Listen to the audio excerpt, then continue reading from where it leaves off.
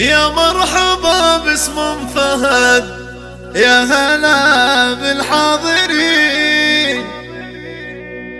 ترحيبة ومعطرة بالورد لأجل ضيوفها.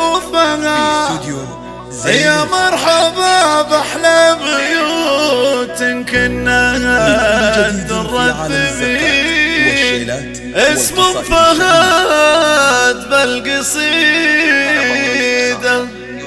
زاهية حروفها.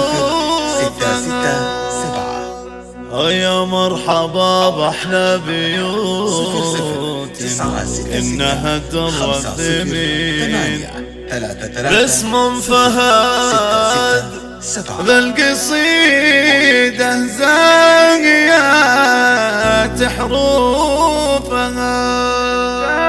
زاهية حروفها.